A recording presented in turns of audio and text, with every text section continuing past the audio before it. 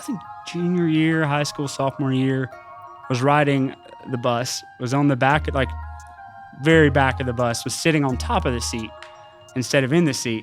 I don't know. High school kid, doesn't have to make sense. Doesn't have to make sense. And someone was like, Nathan, it kind of looks like you're mooning people because, like you're sitting and kind of hanging off the seat. And I was like, well.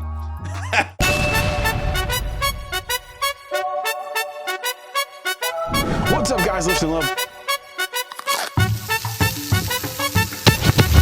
Lift and Love here. Where did you pull this question from? Why is that? Lift Love. Crochet. We out. What's up, guys, and welcome to the Lifting Love podcast. You are awesome. I had to make sure it was recording first. 3, 2, 1. What's up, guys, and welcome back to the Lifting Love podcast. You are awesome, and today's episode is brought to you by J. Brown Realtors. Home, we know the way. Today's episode features a friend of mine, a friendly face that some of you guys might recognize. Heck, he is the face of Catawba County. It is my friend. Catawba County could do better than that. It is my friend and yours, Mr. Nathan Cooley. How are you? Doing great. How are you? Dude, I am doing so much better now that you're here. Like, honestly. Like, we're here with the podcast. Absolutely. Unbelievable. But why'd you say that Catawba County could have a better face? So you are the face of Catawba County. Honestly, probably because I have a lazy eye. This podcast is going places. It is. So I feel like a lot of people know you. Mm-hmm. I feel like you're very well known. That's fair. That's fair. But for the people who don't know you or might not recognize the face of Catawba County, who are you and what do you do? I'm Nathan Cooley. I work for the Chamber of Catawba County. Boom. I get to recruit businesses to partner with us, and then do leads groups and sponsorships. Which is how we met. It is. It is. Something that comes to mind right away, and I don't even know if I know it. I can tell you right now, I definitely don't know it. How did you? Because since I've been a member, mm-hmm. you're the face. I swear, every time I'm somewhere, Nathan's there. Mm-hmm. There's not very many events that you miss. You're always there. You're always around. You're always super available and super supportive. How did you get involved with the Chamber of Catawba? That was a complete Chamber of Catawba County. That was a complete blender of words. The Chamber of Catawba County. What does that story look like for you? Yeah, so we're gonna take it back a little bit. So I went to college for elementary education. So really putting that degree to work. But I taught for a few years. Loved teaching, but just didn't see it supporting me in the future. Really, the only way to move up is to go to administration, and then that took away the kids. And the kids were my favorite part because you just get the sense of adventure and wonder. That was fun. So I liked giving back to something more than just myself. And then I went into IT sales for a few years. And had awesome leadership, got to learn a whole lot about the business world. And I love that too. So when I was on the job hunt, I was took a step back and thought, how could I combine the best of my education experience and the best of my business world experience? And then came across the job at the Chamber. And I believe the listing, it had chief storyteller in it as one of the attributes to the job. And I was like, man, that sounds awesome. I love telling stories, love meeting people. And so I get to give back to the community. Don't have to get someone to watch my class to go to the bathroom. Well, some days. It really depends on what leads group you're at. Oh man. And then if I get the itch to teach, I teach Sunday school on the weekends. So enjoy that. So you're just like an overall good dude. Let's not get carried away. I'm carrying away. That's so cool. And so truly never had aspirations to work. And not saying that you didn't want to work at the Chamber, but your career path was set completely different than what you're doing now. Yeah. And I said education, but initially felt called into ministry. Oh, wow. Which, I mean, that's still very educational. Exactly. You know, very similar. Well, because I ran across a bunch of ministers that know the Bible, but they don't know how to teach. So I'm like, well, shoot, let me figure out how to teach first. He said, let's just go backwards on this. Yeah, exactly. So with education, let's start back, because I'm very much a let's go back to go forward type of person. I'm here for it. Did you feel as though education was your calling? It seems like, I mean, the way you just lit up talking about the kids in the classroom and, you know, them being adventurous spirits and really being able to mold and shape the future generation. I mean, that's a tall task. Yeah. Well, I feel like it's one of my gifts is teaching, because I couldn't, you know, sit here and tell you how to plan the perfect lesson plan. But you could do it. I to this day, I don't enjoy lesson planning, but I love people. I love believing in people and seeing them believe in themselves, because that's what a lot of kids needed, was just that someone to be like, hey, you can do it. And so I miss that piece of it a lot. But then, like I said, I get to teach Sunday school and help with that. And it's just a blessing. It's a gift. So that's all I have to say. I think gifted as a teacher. Was there anything about the job, or was it like you literally just, like you said, you didn't want to do administration? Like it was the fact that there was no real career path following teaching besides administration. Is that what kind of led you to leaving? Well, I think it's easy to idealize it now too. But there was many aspects of it that were quite challenging. Like parents, and I get it, because that's their kid, that's their pride and joy, and they could never do anything wrong. Exactly. Where it would be like, no, your son definitely did that. You would have video proof of their son just hitting somebody, and they'd be like, not my kid, can't be my kid. Here's a video of him punching Johnny. That's not my kid. My kid doesn't even look like that, ma'am. That's your kid. And it was one of those jobs where you could work 24/7 and still just never be anywhere close to done. Did you? Is that something you struggled with? Like, I mean, obviously there's a lot of work in teaching, but was that something you struggled with, like to turn that switch off when you got home? Yeah, it was, and I think it was a job where I had a lot of maturing I need to do. To where if I went back to it now, I feel like I would be a much more well-rounded teacher, and have, you know, a different skill set to offer now than I did then. So then you jump into IT sales? Yeah. Well, I mean, that's quite a jump. So was it an opportunity that just got presented to you, or was it something that you kind of just literally fell into? How did that work? To be candid, I was engaged at the time. Oh. We had bought a house, and I was like, oh snap, this thing's not going to pay for itself. I need the money. Yeah. So they hired me. And that was basically how I ended up there. Wait, so when you say they, what do you mean? Like the IT company. You just applied for it? Yeah. Oh, got you. Do you think having the background of like the teacher, being a teacher and being able to kind of communicate with all different walks of life, I mean, as far as parents and kids and stuff like that, other teachers, did you feel like that kind of gave you not a competitive advantage, but did you feel like you had some type of communication advantage being a teacher into sales? Because sales is not just, hey, I'm selling you something, buy it. It is cultivating and building relationships to then maybe not make an immediate sale, but you know, hopefully they remember you, and when they need your service or product, hey, let's give Nathan a shot. I think it does now. At the time, I was cold calling people. Oof. And if nothing else, that made me hungry for another, like the job I have now. I do some cold calling, and I enjoy it now though. But I also get to meet people face to face. But I think being with the chamber and being with like a company are very different things. They are. Because like you've met people in sales, and I'm not going to ask for your opinion on them, but there are different people And when you hear of somebody who's a resource like the chamber, you're more adept to willing to listen to that phone call. Yeah. Rather than someone being like, sale. I'm pitching you, buy from me.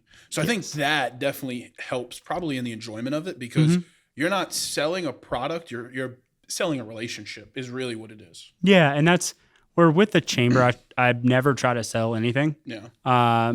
It really is to educate the business or business owner on like, hey, here's the resources we have to offer. Here's opportunities to build relationships. Here's what we're doing behind the scenes.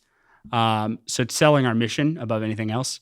And then, the benefits are there too, where, obviously chances to build relationships, to meet people, have those connections.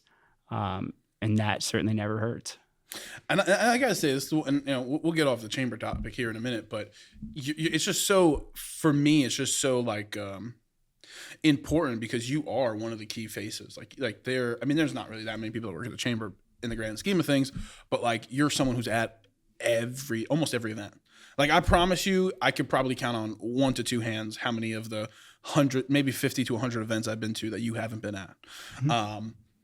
But the chamber for me, and I can only speak on my experience, has just been awesome. And I think people like you and Dan and Kathy, is her name? Kathy and Lindsay and Lindsay and everybody who works at the chamber make it that way. And it's grown even in the past 2 years that I've been here. And it's just so beautiful to see.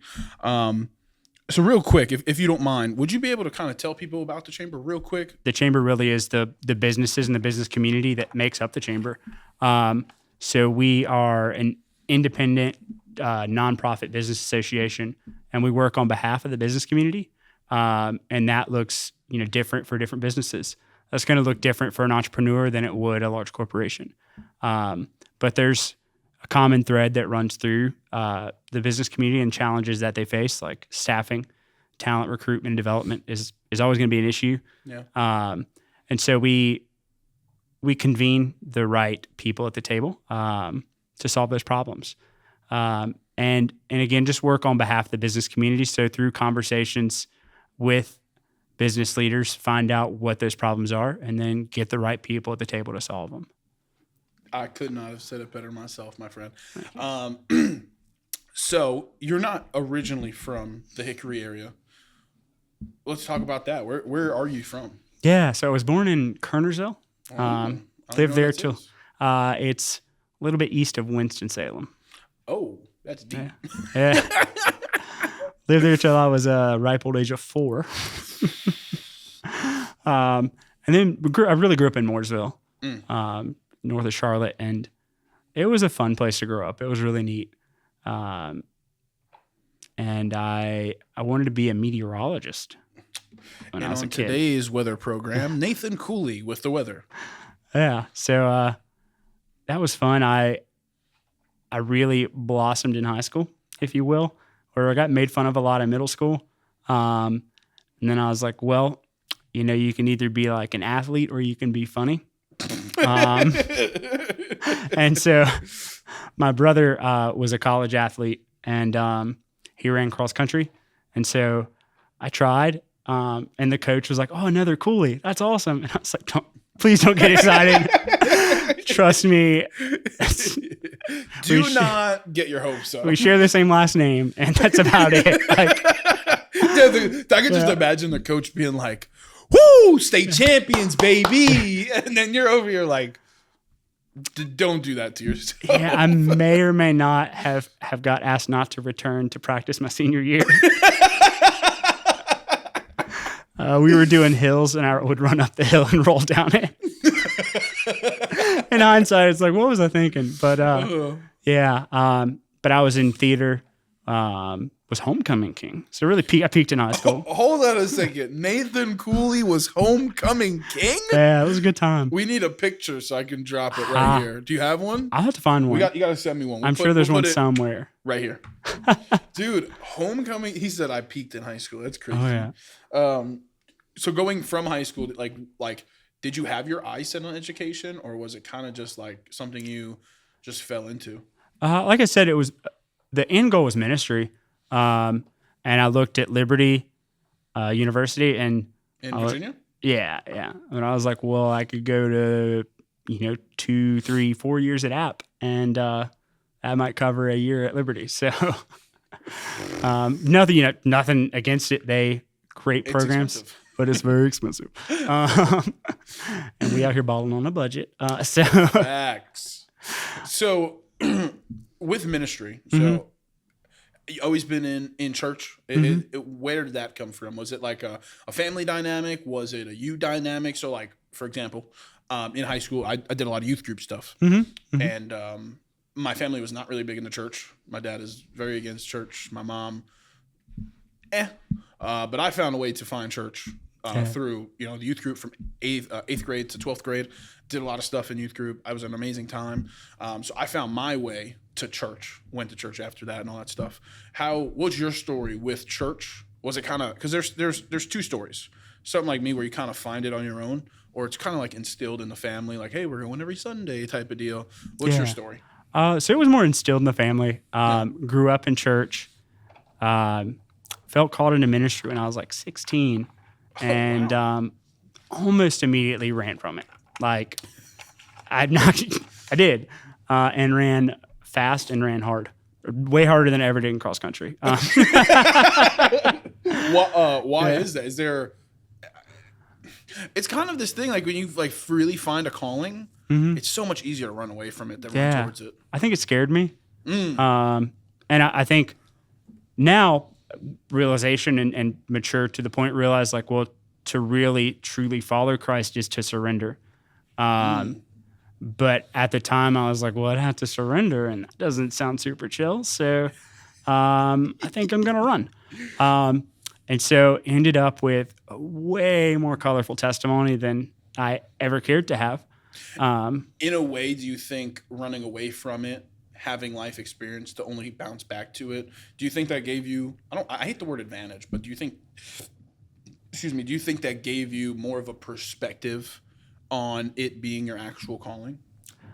I think so. And there's a story in the Bible where Jesus is talking about, talking to a Pharisee and then talking to like a prostitute. And the prostitute was like, washing Jesus' feet with her tears. And the Pharisee was like, what are you doing? And Jesus was like, well, if someone owed like a king $50 and then someone owed $5,000, like who's going to be more grateful? And so, growing up in church, it was easy to have that like self-righteousness, like, I've never done this. I've never done that. Yeah. But pretty much done it all.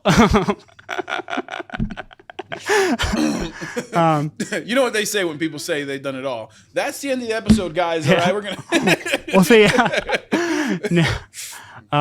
So really, like you said, a different appreciation for God's love, and you can't help but share it. Like, he's good. Oh, I mean, he's a good dad. Yeah, like what we talked about right before we got on the podcast. It's like, I mean, like in everything I've done, like God is so good. I mean, it's unbelievable, and people shy away from it, and that's cool. I mean, it's everybody's story. Like whether you believe or you don't, I'm gonna pray for you if you don't. But it's just a beautiful thing that like there is no such thing as coincidences. Like everything happens for a reason. Like these are things that I truly 100% believe in, and I've just seen it in my own life. I don't even have to draw examples from people that I know, because it's happened in my own life where I'm like, there's no such thing as a coincidence.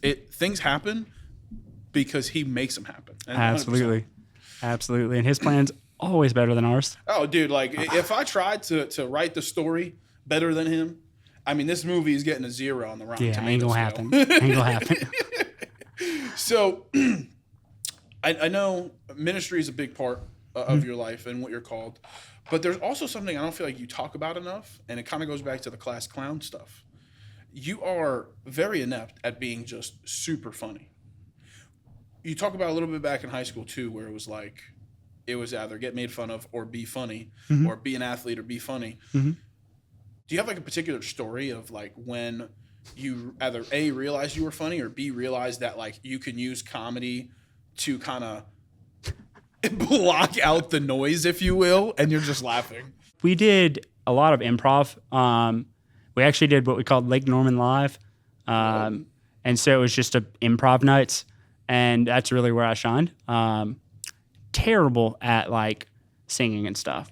So whenever we would do like musicals, I would get I actually one musical, I was cow number 2. Well, it wasn't even the first cow. Exactly.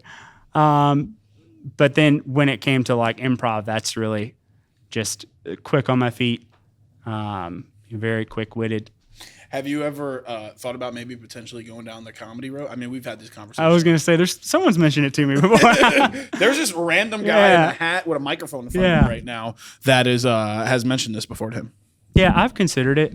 I think as I've matured, it's become something I think about more, where before I didn't necessarily have a filter, or didn't have the filter I have now. Yeah. So who knows? We'll see. Stay tuned. Next on the Nathan Cooley podcast. I just think it's a great realm, especially if like you can even blend the two. Like there's a lot of people who are clean comics and they have like a mission and a message behind what they say. So a lot of people, I know you're big with, your religion and your faith. There's definitely an avenue for clean comedy. And I think that could be a realm where you could absolutely crush. Yeah. Well, and there was a quote I heard one time where, laughter is medicine. Laughter is the best medicine. So why put poison in the medicine?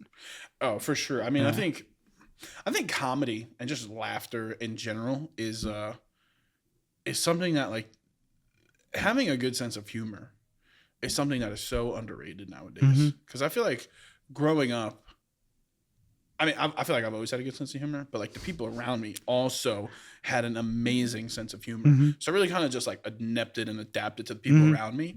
But my parents also kind of instilled that, where it's like, look, like life's tough. Like life is tough. My parents worked their absolute butts off, and they were always like laughing and joking, like specifically with each other. And we'd always watch like funny movies, and like, it was just so cool to like see my parents' personalities and like their sense of humor. Yeah. But comedy, man, laughter is just such a beautiful thing. Yeah. And to your point, my dad was hilarious. Yeah. Such a dry sense of humor, where he would start out a story like, hey, the other day at work, and he'd be halfway through the story and you'd be like, wait, this is all one big joke. Like none of this happened. And then my mom could talk to just she still can talk to anyone. Yeah. So I feel like I got the best of both of them. If only I had my dad's mechanical ability and work ethic, then I'd really be onto something. But, sadly, that's not genetic. Yeah, I think I have maybe like like my dad is the hardest worker I've ever met. I maybe have like a quarter of his work ethic, and it'd be scary to have all of it. Oh, like, yeah. I just think there's something about... Like I grew up in a more I don't want to say privileged. I feel like everybody has their own sense of what the word privilege means, but my family worked hard, so we didn't have to struggle as much. There definitely were seasons where we struggled, and my dad got sick, and there was a couple different things, but it's so crazy, like when you talk about work ethic, and it's like he was able to instill that while also knowing that, like, look, life is hard. So you do got to laugh and joke and enjoy the moments when they come, because they don't always happen. Yeah. Like there's months where you got to pay the mortgage, and hell, your bank account don't got enough money that the mortgage is, you know what I mean? So that work ethic, man, I think the older generation, like our parents and like our parents' parents, was like, as rough. Yeah. They also did buy houses for like $10,000, but that's a whole nother. Yeah. That would be nice. But yeah, similarly, like my dad, until the day he passed away, could work circles around me. Like, I'm not going to pretend he couldn't. And he was a mechanic, like manual labor his whole life. Just a beast of a man. Certainly someone to look up to. How much did he mean to you? And obviously you looked up to him and all he did. How important was having a father like you had in your life to get you where you are now? To have someone to look up to is key. And it really, with him passing away, makes you think about legacy quite a bit, of like, what type of legacy will I leave? What type of legacy did he leave? yeah, there's a lot there. Yeah. My initial thought was, well, he's dead. So, you know. Oh my God. So the reason, so one time I remember we were talking and you were like, something. Oh yeah, but he's dead. I was like, oh my gosh. Oh man. I forgot exactly what you said. Yeah, that's I dark sense of humor. I mean, I think sometimes, especially with death, it's one of those things where you kind of have to. Yeah. And when people die, it's not really like they're dead because they're still with you. Yeah. You know, whatever you believe as far as heaven, and I believe in, you know, regardless if they've passed, like they're still with us. Yeah. You know, looking down and they're proud of all the stuff we're doing, and but like, you know, every once in a while you gotta just laugh and celebrate their life more than, you know, think of it as a tragedy that they've passed away. Yeah. I think that's one thing people struggle with. It is to bring light to the situation of like, that was a life worth celebrating. Yeah. And I have a couple people like that, specifically my great grandmother, who was my best friend, and I can't even talk more than that because I will start crying. But but that's the part where it's like, it's beautiful because it is a celebration of life. Absolutely. But it's just awesome, like, to see you talk so highly about somebody like that, where he is a role model, and it kind of seems like, I mean, he's, you know, the better version of you, but hey, I get it. And it's interesting because there's like the line between like the honor and honesty of certainly wasn't perfect. Had his challenges, had things he could have done better. But I think, you know, when someone does pass you, and even if someone's, you know, anyone's still alive, like to try to dwell on what's good about them. And then that's where really like the faith in God fills in the rest, because, you know, everyone's going to let you down at some point. But that, I mean, that's to your point about looking up to him. Like, he was one of the most dependable people I've ever met. Hardest working. Like, that's one of the biggest lessons from him was like, if you're going to start something, finish it. So, you know, haven't always done well at that, but constantly moving towards that. I think it's something like striving to be someone who is an example for us. It's so hard. It is. Because we put so much pressure on ourselves to like be that person. Well, we don't have to be that person. We could use what they've shown us and taught us and be a version of that person, but don't have to be that person. Absolutely. So going back to the business stuff, because now you're in the business world, is there stuff that you would like want to learn more in the business realm? I feel like right now you're at such a good part of like networking, because it seems like everybody knows who you are. Is there stuff that you feel like you could A, get better at, and B, that you would like to attempt to try? Gosh, there's so many things I could get better at. I think organization, like to become organized would be sick. Doesn't it make you question like how much better you could be as a human being if you were just organized? Yes. And then like follow up, which is something that's just key to networking, to relationships, which is something I'm decent at, but always room to improve there. And I think that's where I'm so blessed to have the leadership I have, where, you know, Kim and Lindsay set an amazing example. And to be able to learn and grow from them is awesome. And certainly many things that they're good at that I'm like, dang, I need to be better. I need to do better. Is there any realm in your mind where you maybe think of starting a business one day, or are you kind of just content with working and helping business how you are right now? Like, I know you have like such a creative mind, and, you know, for creative people like ourselves, it's hard to not think of what could be, you know? Yeah. Any thoughts of that? I love disc golf, like, a lot. And I've toyed with some stuff in the disc golf realm, or where I feel like just as a sport in general, tons of opportunities. But getting outside money into the sport has been a challenge for the disc golf community. Not to say that I'm like part of the disc golf community, but so there's a lot of thoughts there. Just helping people in general. I don't know. There's a lot, and I've learned too that I can make all the plans, and then God's like, just kidding, you're moving to Philadelphia. I don't know. So it's like, yeah. So I don't know. We'll see. Yeah. A lot of thoughts. I mean, I would love to hop into disc golf because you talk about it frequently. I do. And you play pretty frequently. Mm-hmm.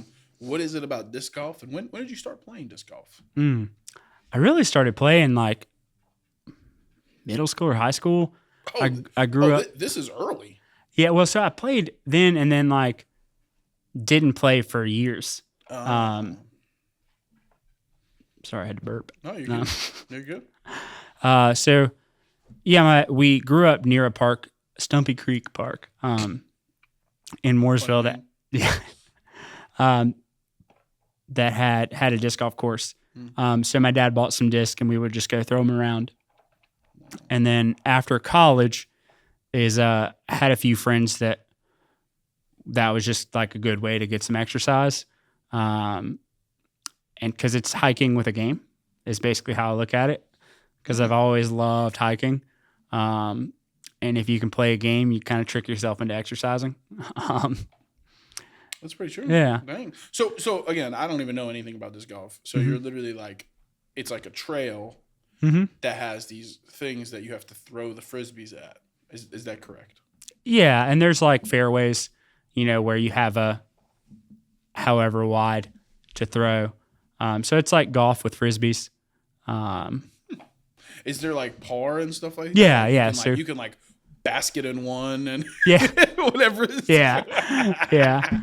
I'm so sorry. This is like if you like, this is what they should do for like street interviews and like talk to people about sports they don't know. Oh, that'd be hilarious. See how they explain it. Yeah. Like, show them a video of the sport. Yes. And be like, dude, I mean, he's running a crisscross to the back, whatever, like however they would describe it. I'm just like basket in one. Yeah. I mean, hey, I like it. But yeah, it's on a good day, it's relaxing and a great way to clear your mind. But then you start hitting trees and it's like, whew, I'm worse off now than when I started. How many, what's the most you've ever like walked, or what's the most amount of steps you ever think you got with like distance wise in a game? Probably like 3 or 4 miles. And how long? Like, what is this, like an hour or two? I mean, it ends up taking a while. Like, cause if you're playing with friends, you're just hanging out and joking around, having a good time. Damn, walking 4 miles? That's crazy. It's That's fun. a great. Yeah. I mean, you're multitasking. You get to hang out, enjoy company, and then you also get to walk and clear your head. And I mean, unless you get pissed off. Golf. I can only imagine disc golf, but golf is a very frustrating sport. Well, and I will say, like, the learning curve of getting to a point where it's actually fun is frustrating. Yeah. Because, if you have like a par, what's supposed to be a par 3, and it's 350 feet, but you can only throw 50 feet, you might take like, 7 throws, 8 throws, because you're hitting stuff and you're throwing the wrong direction. And that's why if I play with someone that isn't adept at it, I'll make up pars of like, hey, this is actually a par 5. And like, oh, cool. When it's really a par 3. Because that makes it so much more fun for them. Yeah. What's the craziest par you ever got? We've gotten a few hole-in-ones, but they were, just short technical throws. Dude, that's got to be such a like an adrenaline dump when you're just like, yeah. It's like Dude Perfect when they hit like a trick shot. Exactly. Yeah.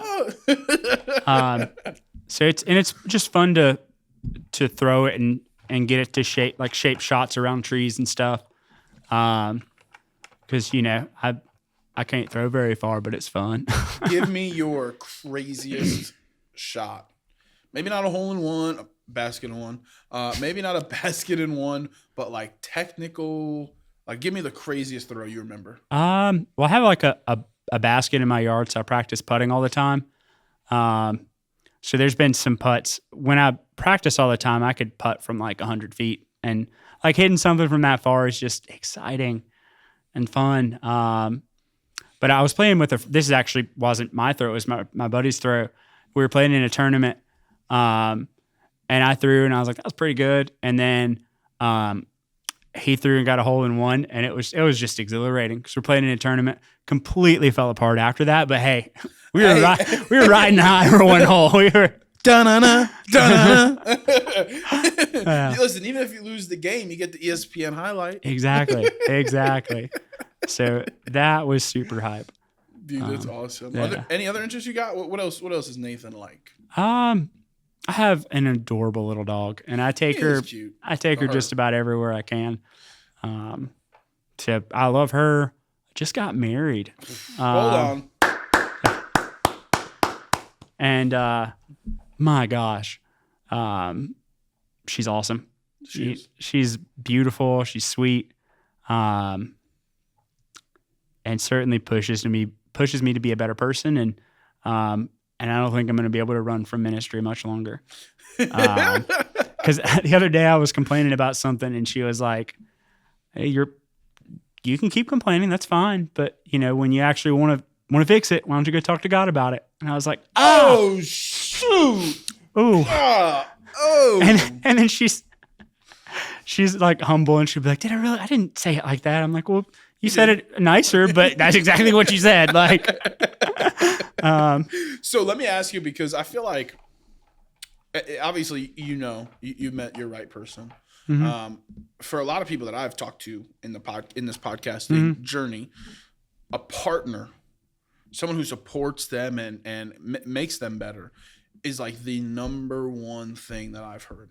Mm-hmm. How important, not only just for you, but for anybody watching this, how important is it to pick the right person to do life with?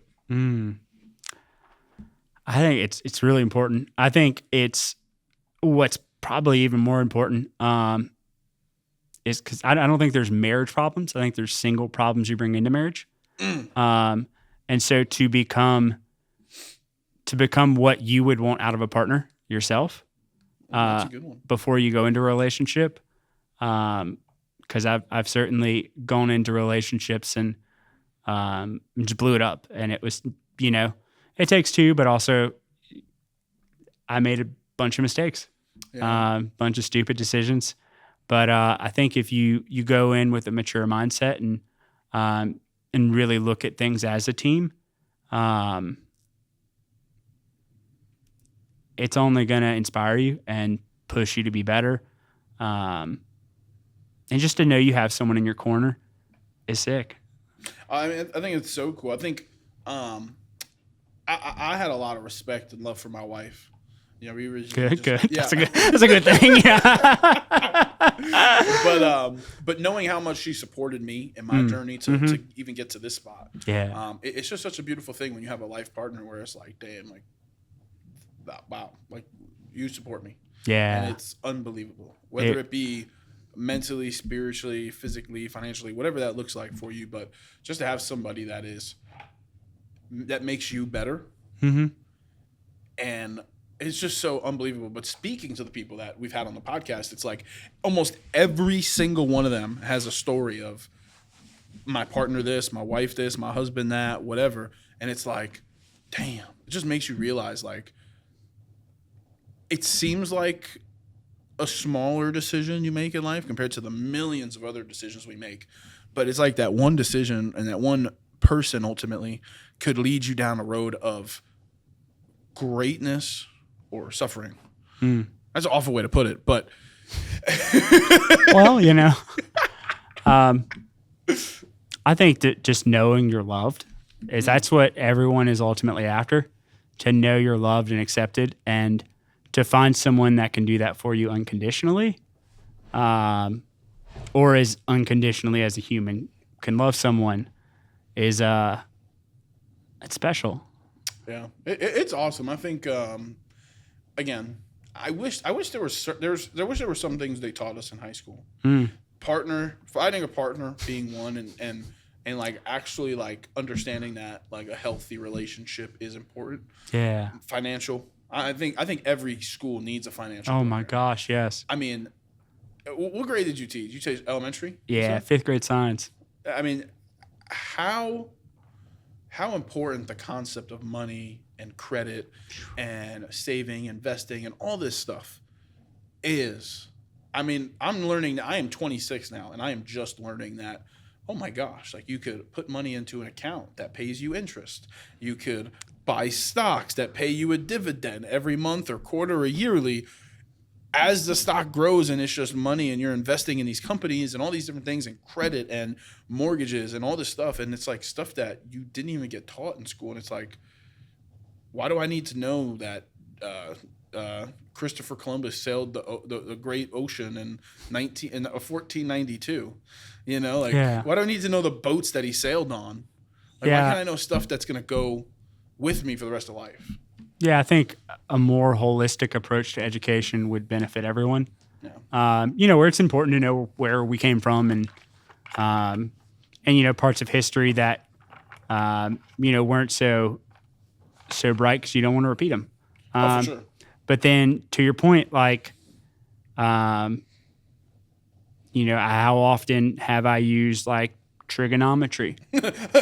Pythagorean theorem. Yeah, I mean, there's certain mental math and stuff you use all the time. Yeah, but 1 + 1 = 2. Exactly, I did that this morning. It would benefit. Like the real life experience would be so beneficial. Like imagine if there was a class in school or college, whatever, where like people who are self-made millionaires came in and talked. Where there's people who like a Lindsay came in and talked, or like a Jay or like Brown, a Lenny, or like I don't know who that Lenny guy is, but like these community leaders that do stuff in the community that affect change and move the needle and have the experience to be able to like look, like I know it just seems like you're stuck in this thing in high school, but like man, there's so much more to life. Sorry, I went off on a little rant. No, I love it. I think I just think life is such a beautiful thing, my friend. It is. It really is. And the one thing I really do want to say is you are I can just sense how much happier you are. And I love that for you. I'm so happy for you, knowing you as a friend. Thank you. What is life just brighter now? Yeah. Look at that smile. It is. She's gonna be so embarrassed. Oh my gosh. She's gonna hear this and be like, she's gonna be you like, talked about me? What in the world? But yeah, she's awesome and just has such a good heart. And she treat one thing that I knew, like, oh, okay, this is great. She treats my dog like it's her dog. And my dog adores her. So our dog adores her. Two green flags off the bat. Yeah. And that's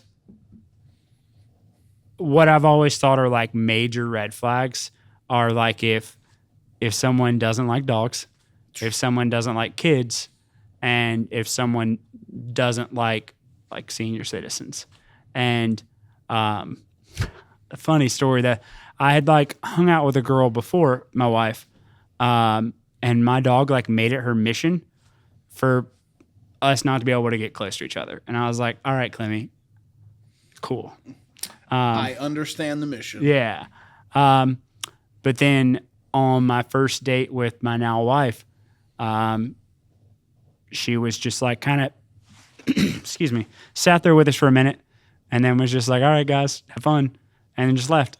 And so I was like, all right, cool. And then Taylor is my wife's name. She went well out of her way to really get to know. I have a 14-year-old sister. 14. Mental math. Hey, we're using math now. Hey, you didn't know how old you were. I'm just saying. Sorry, sister.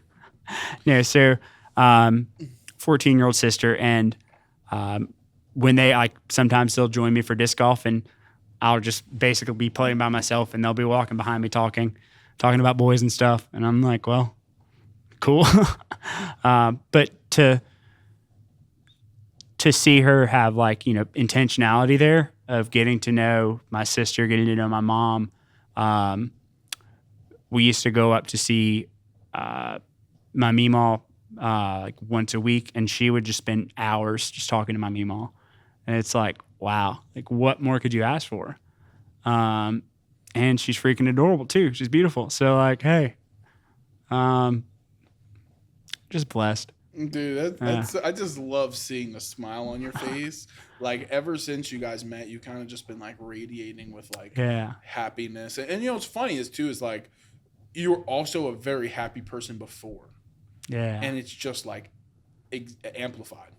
After you met her and you started bringing her around to some of the networking events and meeting people, and she is super nice and super sweet. Yeah. But I'm just so happy for you. Well, thank you. I'm so happy for you. Yeah. To bring it back, so I know we got. I love how we talk. We're all over the place. Oh yeah. But that's the beauty of a conversation. Mm-hmm. Mm-hmm. Is there anything in life, looking back, that you regret or would have done differently? I think just as a theme, to have realized my potential and applied myself. Because having been a teacher and seeing kids that have all the potential in the world and to just goof off in class, it's oh, come on, man. So that's something, but I think looking back, just applying that to my present, my future of all right, well, here I am, here's my skill set, and I'm going to apply myself and do my best. And that kind of, ties in my dad too, where if my dad did something, you knew he put his best foot forward. And I can't say I always did that. So moving forward, certainly something I strive to do. That's awesome. If you could have a conversation with 18-year-old, 21-year-old Nathan, what do you think that conversation looks like? And knowing what you know now, what do you think you'd say to that 20, 21-year-old Nathan? Well, having two Nathans in the same conversation, it would be all over the place. But I think,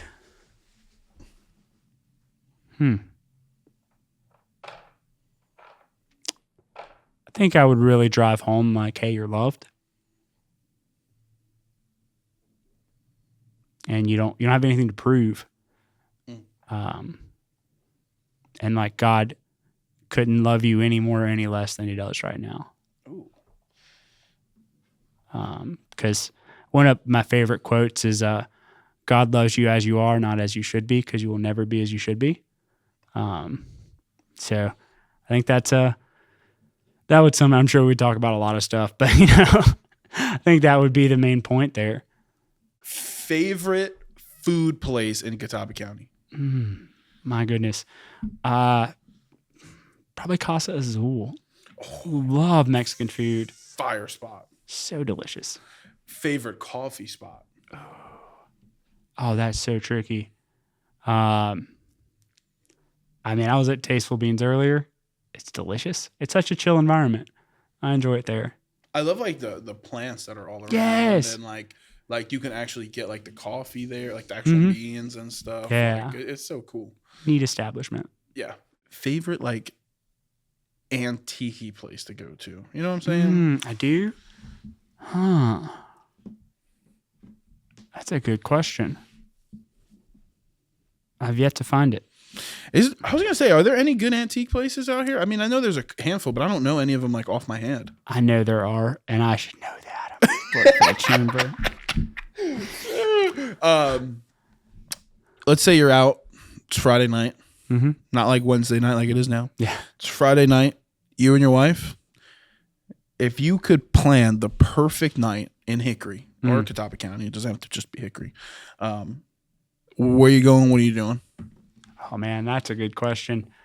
I think it depends on if it's with me in mind or her in mind. Because let's go both. Let's go yeah. both. I love like City Walk. You got barbecue. You got beer that's brewed right there on site. Unbelievable. Just delicious. Or like Casa Azul. It's a great. Actually went on my first date with her there. So, that just adds a little romance to it too. So, so I think either one of those, and then walk downtown. It's beautiful, and then drive around. And park somewhere and look at the stars. I mean, we way outside of Catawba County, but the Blue Ridge Parkway is just top notch. Oh, dude, such a blessing to have. Yeah, dude. So like the coolness about like this area and like, I mean, real quick, the investment into Hickory is unbelievable. Mm-hmm. I think Hickory is going to be one of the craziest places to live here in the next few years. But like the accessibility to so many different areas, being in and around this area. Yeah. Like Charlotte's not that far away. Mm-hmm. Winston-Salem, if you have any reason to go to Winston-Salem, or like Greensboro, not that far away. Yeah. Boone is not that far away. The Blue Ridge Parkway is not that far away. Asheville's not. Like, we're kind of in and around this like hub of areas that we can go in any which direction. Yeah. And there's something to do. It's just like a really good place to be. Like you said, I need to get up to the Blue Ridge Parkway. Yeah, for sure. It is. And I think Hickory and Catawba County surrounding areas are growing in a way that, sure, accessible to all those places, but there's a lot to do here too. Oh, for sure. Yeah. For sure. And a lot of people are like, well, there's not a lot to do here. Yes, there is. Do you have... You're looking like this. You need to be looking like that. Hate it for you. Hate it for you. Haters gonna hate. Sipping and that. they will. Haterade. Anyway, okay. Favorite movie? Oh man, Remember the Titans. Classic. You laugh, you cry, you fall in love. Racial reconciliation. It's got it all. It really does. That's what year was that movie made? Many moons ago. I don't know. I think that movie might be older than I am. It could be. It was a good movie though. It is. If money was not an object, and you had a week off of work, where are you going for vacation? Oh man, I've always wanted to go to like Kenya, Africa. Cool. See some big cats, go on a safari. Dude, not like no Disney safari, no, like the actual safari. Actual safari. Also, Australia would be sick. They have wombats, and wombats are adorable. What the heck is a wombat? Like an actual bat? No, it's like it's a marsupial. I believe. I need to fact check myself on that. I should know that. Now imagine. Survey says. Yeah, they're like short and stocky, so I can relate. And their poop comes out in little cubes. Wow. Yeah. It's a fun fact for you. Favorite car? Oh man. See, my dad was a car guy, so I'm not. I've always thought like Ford Raptors were cool, but I mean, who has the money? Not me. Hold me. On. Neither of us do. Yeah. Not yet. Exactly. Not yet. Not yet. One day. Somebody in your life that has impacted you, and why? Yeah, there's a few people. Like pastor where I go to church, he's so grounded in his faith and so clearly like led by God in what he does. Yeah. But transparent enough to be honest and be like, yeah, I'm still a human. Then I have a mentor that I meet with weekly who, lot of similarities between us, and like he's like where I want to be in life, 10 years down the road. So to have people like that pour into you is huge. And I think that's, more important than having a celebrity look up to you, because it's just not attainable or not even something I would want. 100%. Who's someone you look up to?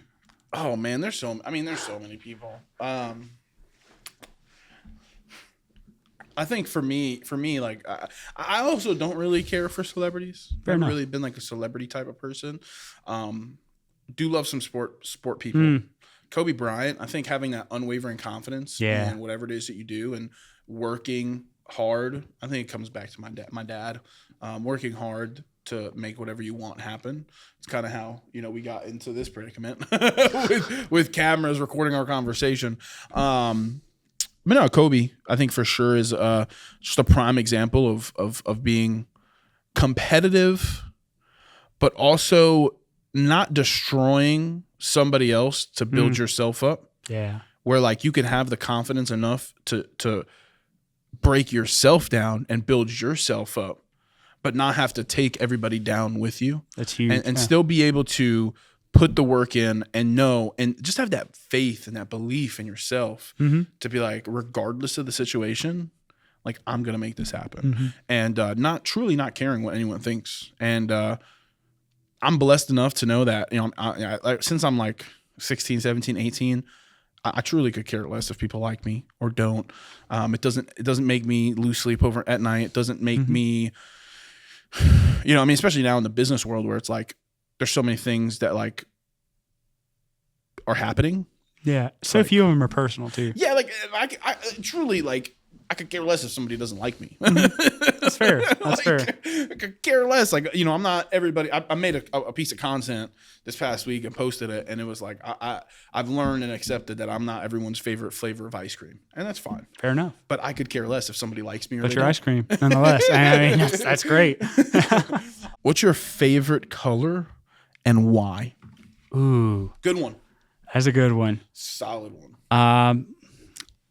Probably my answer's always been John Deere green because I used to love John Deere when I was growing up. Yeah. But also I love like a good burnt orange. It's a nice color. It's aesthetically pleasing. It is. The fact that you said John Deere green and I could literally see the color. Yeah. Is unbelievable. Yeah. Great marketing on their part. Phenomenal marketing. Last question for you. So the Lifting Love podcast, we end this podcast off on a positive note, motivational note every single time. Maybe someone's down in the dumps. Maybe they're not feeling their best self. Maybe they're looking to change career paths, maybe something similar to what you did. And whatever the case is, for someone watching this right now, what is the best piece of advice, whether business advice, life advice, whichever, what's the best piece of advice that you can give to someone watching this right now? Gosh, there's so many things I could say. I think like life's short. You don't know how long you got. And so I think like live with that in mind. Also keep in mind like you don't know what anyone's going through. So, truly treat others how you want to be treated. Because, someone could cut you off in traffic, but they're having the worst day of their lives. And or someone's mean to you at the grocery store, but like maybe their dog just died. That would suck. So yeah, I think just right along with the theme of your podcast, just like grow to love yourself and love others. It'll take you far. It would take you so far. That was another Lifting Love podcast. Thank you, Nathan, so much. Thank you for your time, my friend. If you haven't done so, just check out Catawba County and Nathan being the face of Catawba County. I mean, it's unbelievable. Like his face is, you should go see. It's all over downtown. His face is posted everywhere. If not, it will be tonight. But no, thank you to Nathan. Shout out to our presenting sponsor today, J. Brown Realtors. Home, we know the way. If you haven't subscribed to our podcast on every single platform that it's available on, but most importantly, guys, most importantly, lift love, crush hate. And until next time, we out.